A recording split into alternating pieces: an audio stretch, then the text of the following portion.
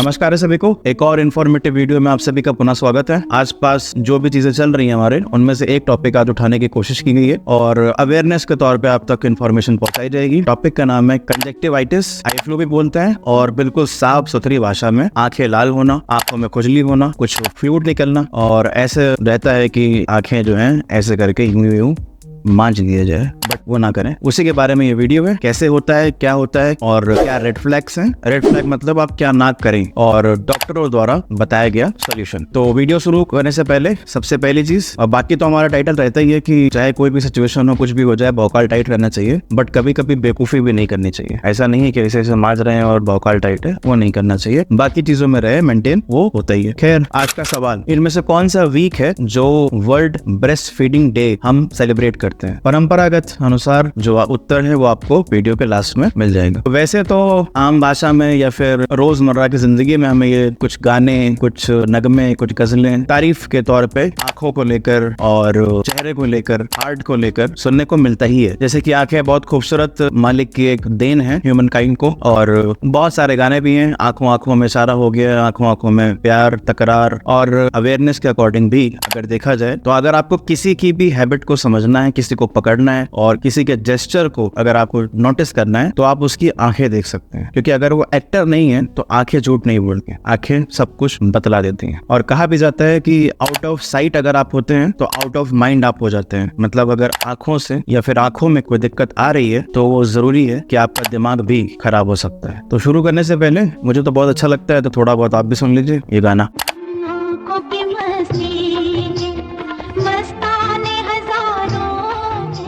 तो इन आंखों की मस्ती के मस्ताने तो हजारों हैं, बट अगर उनमें कंजक्टिवाइटिस हो जाए तो थोड़े दिन के लिए दूर रहिए। उसी को लेके अब हम शुरुआत करते हैं। तो डॉक्टर्स के अकॉर्डिंग ये एक एपिडेमिक है। एपिडेमिक मतलब होता है महामारी, क्योंकि आपकी स्क्रीन पे आप देख सकते हैं कि इंडिया में बहुत बुरी तरीके से ये फैल रहा है। हम आसपास तो देख ही रहे हैं, और बहुत सारे हॉस्पिटल्स के रिपोर्ट्स के अकॉर्डिंग 80% लोग अफेक्टेड हो चुके हैं या फिर अफेक्टेड हैं, क्योंकि ये कंटेजियस है और इसका नाम है आई फ्लू या फिर कंजक्टिविटिस। देखा जाता है कि लोगों का आजकल स्क्रीन टाइम बहुत बढ़ गया है, वॉचिंग आवर्स बढ़ते जा रहे हैं, तो उसकी वजह से आईज जो है वो वीक होने लगती हैं, और गर्मी की वजह से भी आईज में जो मेलानोमा या फिर लाइमोफोमा बढ़ता है। और यहाँ तक देखा जाता है कि जो सनरेज है उसकी यूवी रेज भी आईज को पेनिट्रेट करके चली जाती हैं, और यूवी रेज का जो पेनिट्रेशन का स्पीड है वो स्पीड ऑफ लाइट से ज्यादा है। स्पीड ऑफ लाइट आपकी स्क्रीन पे आ गया होगा। स्पेशलिस्ट के अकॉर्डिंग अगर देखा जाए तो समर जब चल रहा होता है, समर का जब मौसम होता है, तो जो आंखों में लुब्रिकेंट्स होता है वो कम पड़ने लगता है। लुब्रिकेंट्स को आसान भाषा में अगर हम देखें तो अगर आपके पास बाइक है या कोई भी ऐसा व्हीकल है जो आप यूज करते हो, उसको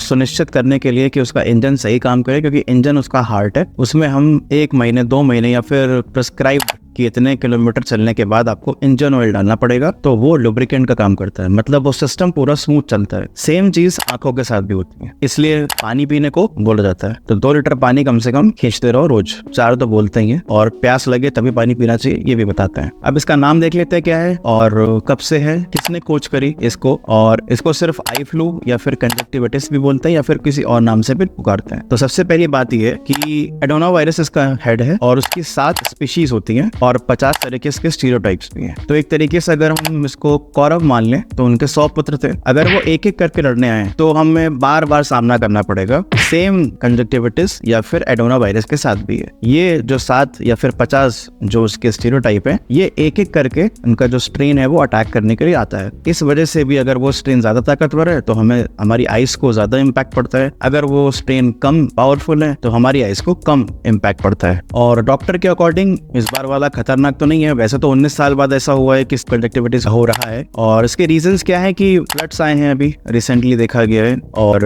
ह्यूमिडिटी। इन 2 मौसमों में इनके जो माइक्रो ऑर्गेनिज्म है उनको पनपने में मदद मिलती है। मतलब कि अगर आपके माइंड में ये सवाल है कि ये सिर्फ गर्मियों में होता है या फिर बरसात में ही होता है, तो ऐसा बिल्कुल नहीं है। ये थ्रू आउट द ईयर कभी भी हो सकता है, बट बात ये है कि इस मौसम में जो वो ह्यूमिडिटी है, फ्लड है, पानी रुका हुआ है, उसमें इनको थोड़ा बूस्ट मिल जाता है ताकि ये ज्यादा ग्रो कर सकें और इम्पैक्ट कर सकें। और 1883 में कूच नामक एक भाई साहब थे जिन्होंने उसका नाम इजिप्शियन रखा था, और इसको पिंक भी कहते हैं। बाकी देखने को मिल रहा है कि ये हर एक एज ग्रुप को इम्पैक्ट कर रहा है, चाहे वो इन्फेंट हो, चाहे टॉडलर हो, एडोलेसेंट हो या फिर अडल्ट हो। इन सब के मीनिंग आपके स्किन पे आ जाएंगे। सिम्टम्स क्या क्या है? आंखों में जलन होती है, पानी आता है, रेडनेस हो जाती है, स्वेलिंग हो जाती है किसी को पेन होता है और किसी को फॉरेन बॉडी सेंसेशन होता है। फॉरेन बॉडी सेंसेशन का मतलब ये होता है कि आपको ऐसा लग रहा है कि कुछ है आंखों में, कुछ गड़ रहा है, बट कभी कभी ऐसा नहीं होता है। तो डॉक्टर्स के अकॉर्डिंग भी ये बोला जाता है कि जो भी वाटर है, कोल्ड वाटर स्पेशली अगर है अवेलेबल, तो उससे जो है वो आई वॉश करें, हैंड वॉश करते रहें,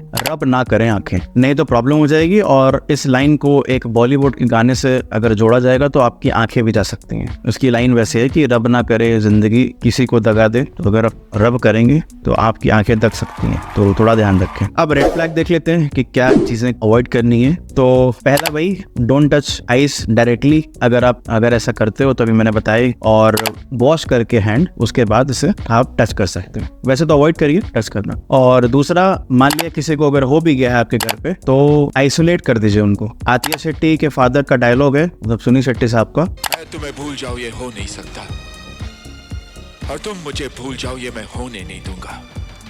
वो वाला काम ना करें, क्योंकि अगर आप ये करेंगे तो फिर सबको हो सकता है। प्यार अपनी जगह है और विजडम अपनी जगह। बाकी लास्ट, डॉक्टर को विजिट करें, क्योंकि ये वायरल और बैक्टीरियल दोनों फॉर्म में अवेलेबल हो रहा है। तो नेता और डॉक्टर बनने की जरूरत नहीं है कि अपने आप ठीक हो जाएगा। अगर ये अपने दम पे आ गया तो बहुत कुछ गड़बड़ा जाएगा, इसलिए डॉक्टर को विजिट करें, क्योंकि गवर्नमेंट द्वारा मुहिम चलाई जा चुकी है और इजिली आपको लुब्रिकेंट्स या फिर मेडिसिन अवेलेबल कराई जाएंगी। देखते हैं विशेषज्ञ या फिर डॉक्टर्स का क्या कहना है। बचाव के क्या रास्ते हैं? जी जी।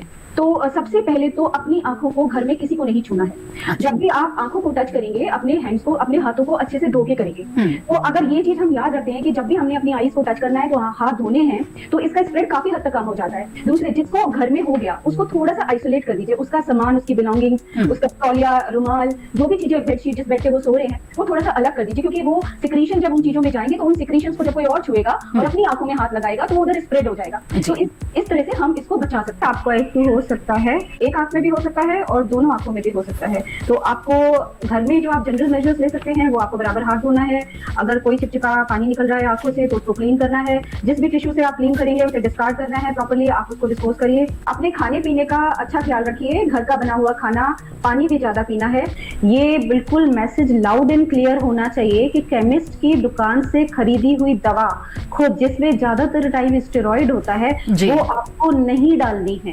क्योंकि हम काफी केसेस देखते हैं जो इस तरह की लापरवाही के चलते कॉर्नियल अल्सर लेके आते हैं। और एक बार अगर आपका कॉर्निया इन्वॉल्व हो जाता है और अगर उसका सेंटर पार्ट इन्वॉल्व हो जाता है तो फिर आपका विजन तो अफेक्टेड 100% होने वाला है। तो इतनी जरा सी लापरवाही से आपका जीवन भर का रोशनी जा सकता है। कि अभी बहुत सारी जानकारियां इंटरनेट पर भी आ रही है कि अगर आई फ्लू हो रहा है तो आप घरेलू नुस्खों की तरह उसमें पानी में नमक डाल के सिकाई करने की बात कही गई है, या फिर शहद या गुलाब जल की बात कही गई है। तो ये सब जो नुस्खे हैं, इन्हें अपनाना कितना कारगर साबित हो सकता है? मेरी तरफ से तो इन सारी चीजों के लिए स्ट्रिक्टली नो है।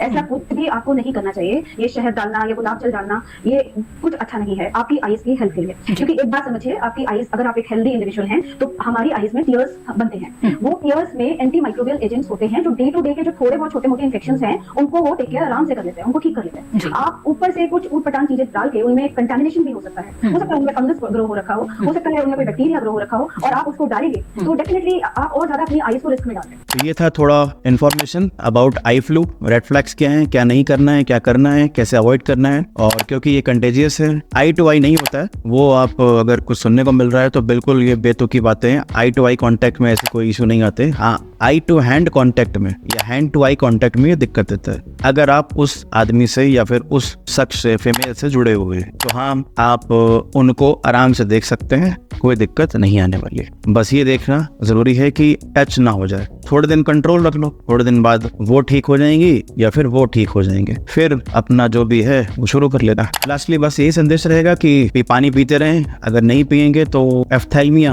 हो सकता है, जिसको ड्राई आइज भी कहते हैं, तो उसको भी अवॉइड करना है। आंखों में सिर्फ एक ही प्रॉब्लम नहीं होती है। अब आज का सवाल का जवाब, आंसर है डी। 1 अगस्त से लेकर 7 अगस्त तक हम world breast feeding day celebrate करते हैं, क्योंकि अगर माँ है तो भगवान है, नहीं तो बाकी सब तो इंसान है। और वीडियो इन्फॉर्मेटिव इन्फॉर्मेटिव लगी हो, कुछ भी जानकारी आपको एक्स्ट्रा मिली हो जो ना पता हो, उसके लिए धन्यवाद। आपने हमें सुना, अपना वक्त दिया। तो आज का वीडियो यहीं पे समाप्त होता है। आपको इन्फॉर्मेशन अच्छी लगी हो तो अपना प्यार दें और ज्यादा से ज्यादा दें, क्योंकि प्यार हमेशा कभी बढ़ जाता है। नेक्स्ट वीडियो आने तक के लिए धन्यवाद।